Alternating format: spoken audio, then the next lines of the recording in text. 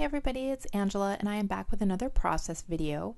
I'm going to try another experiment today. I'm going to do some colored pencil drawing on a pattern paper, and I've never tried this. And this is a Bow Bunny paper from Aria's Garden that I just recently got, and I love it. So I was kind of scared to use it, but I thought I'd just go ahead and take a chance. I don't have my pictures printed out yet, so I'm just going to use this paper pad as kind of my placeholder. And the pictures are going to be of a little chipmunk that visit our feeder. So I'm going to draw a big tree on my page with a chipmunk on it. And that's going to be supporting my photos because I couldn't get a real close-up picture of the chipmunk. You know, every time I'd get close, he'd run away, and I don't have a camera that can, do super long shots like that. So again, with the drawings, I'm kind of using photos that aren't that great in and of themselves. So the drawing helps support those photos and bring out what's in it. If I had a gorgeous photo that I really wanted to be the focal point, I may not do a big drawing like this on the same page as that photo. But with these smaller,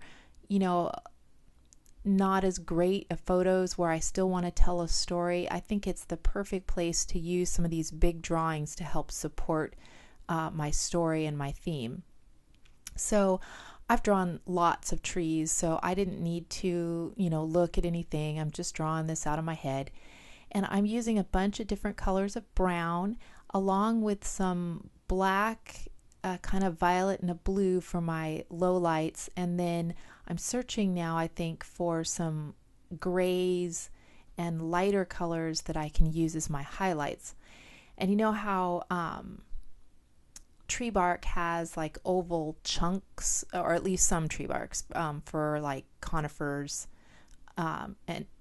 and evergreens and stuff, they have those big chunky bark, and that's what I'm going for here. Is I'm going to do like almost like a fir tree, because I know I have some fir branch die cuts that I want to use later. So I'm just drawing a kind of an evergreen style tree trunk, and I put a little bit of green on there just to have some moss. I mean, I live in Oregon, so it rains a lot, so there's usually moss on the tree trunks, and this is something that I would see a lot in my neck of the woods. And there I finished it so you guys wouldn't have to watch the whole thing, and I've left a gap there where I want to put the chipmunk. And I've drawn some branches, some on the left and some on the right, and it makes a nice line right through my photos to draw your eye right to the photos that I'm going to have there. And then the chipmunk is going to be right underneath, and I've left it blank there where I want to draw him.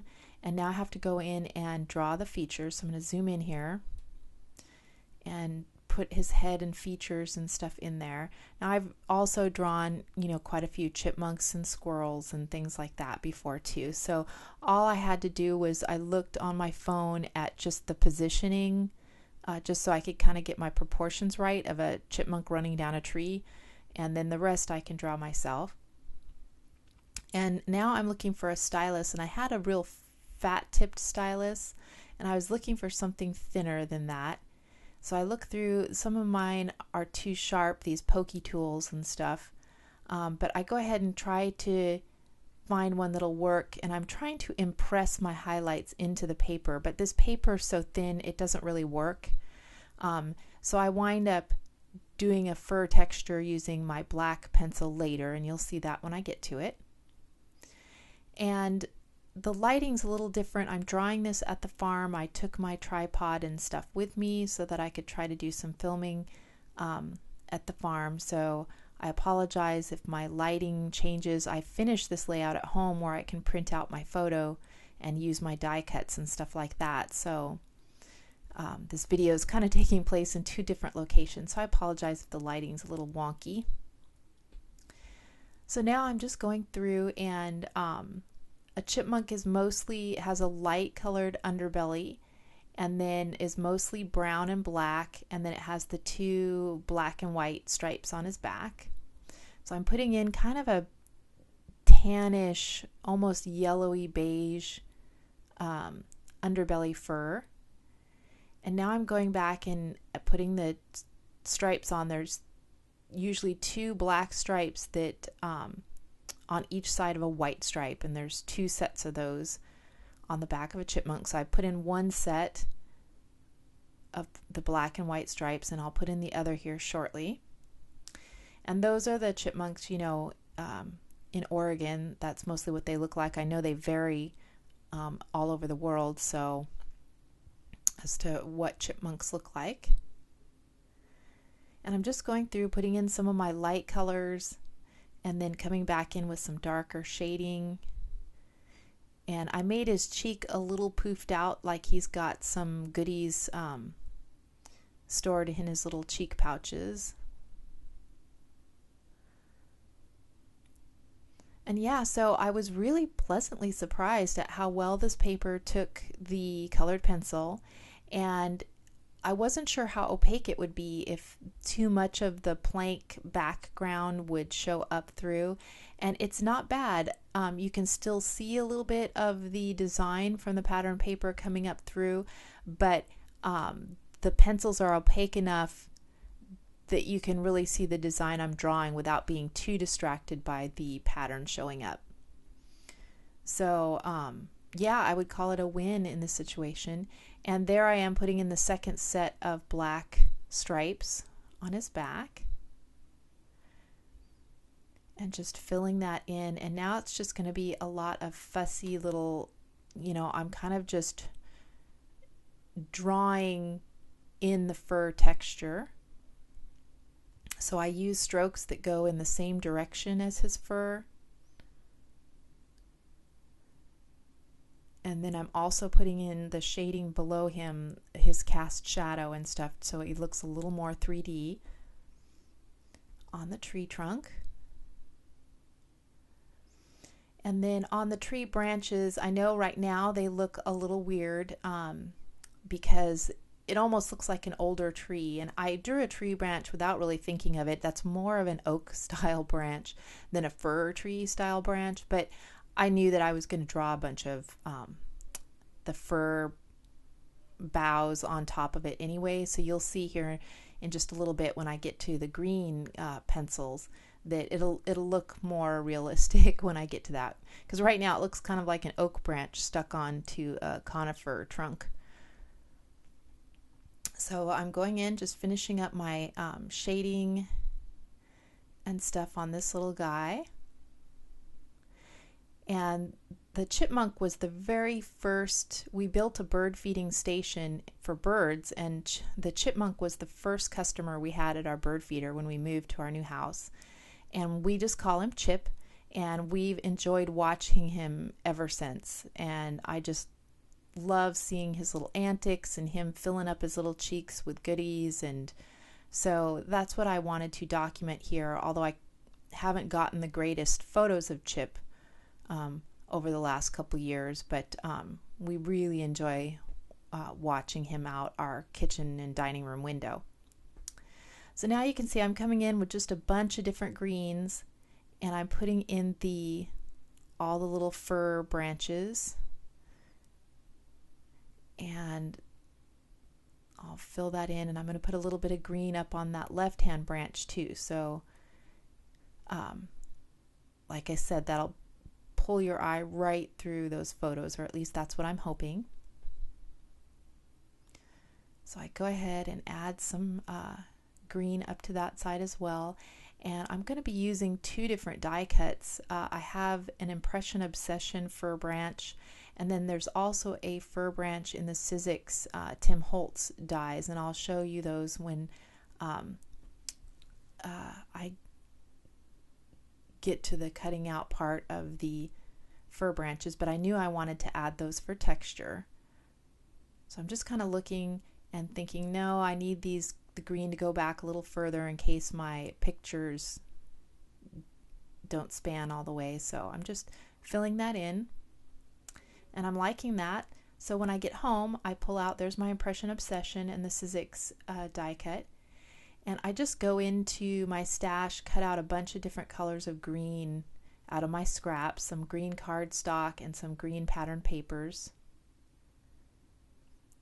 And I printed out my 2 photos. I've matted them on some of the green scraps, and then I matted them on some brown out of the Autumn Crisp by American Crafts, a 6x6 pad that I have of that.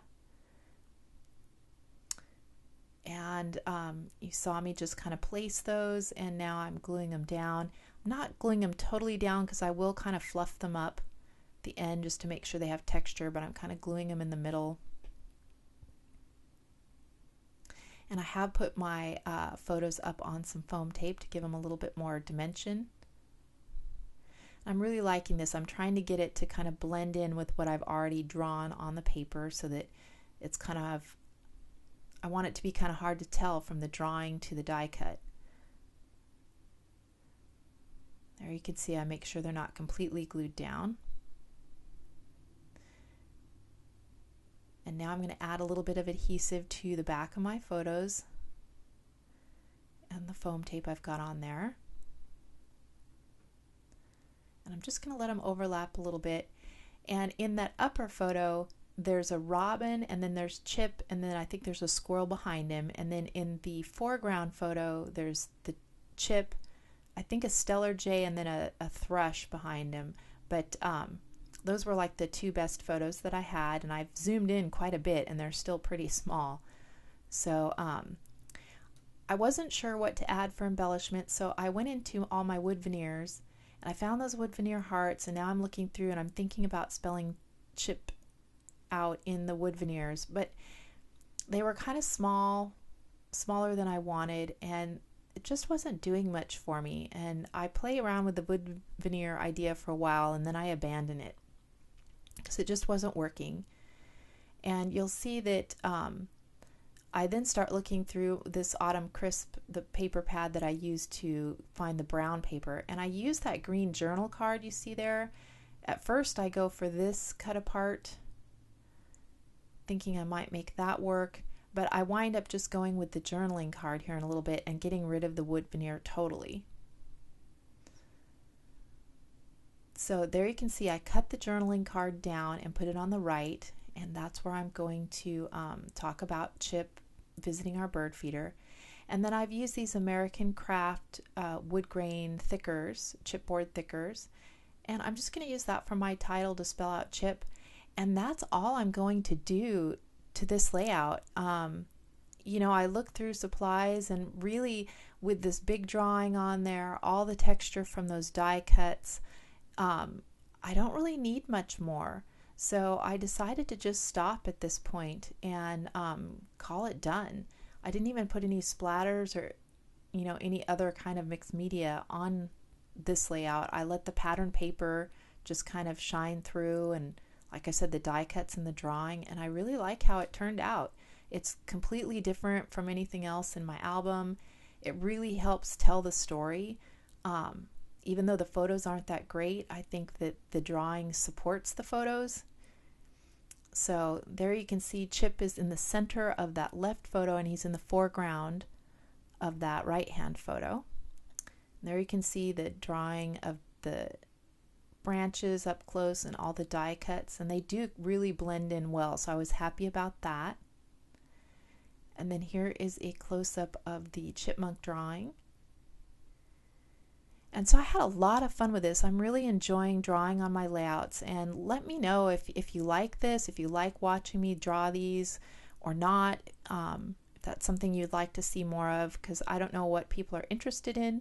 But I am enjoying doing this, so I'll continue to do some here and there, and along with, you know, more traditional scrapbook pages mixed in. But yeah, I hope you enjoyed this, and if you have any questions or anything, you know, please just leave me a comment down below.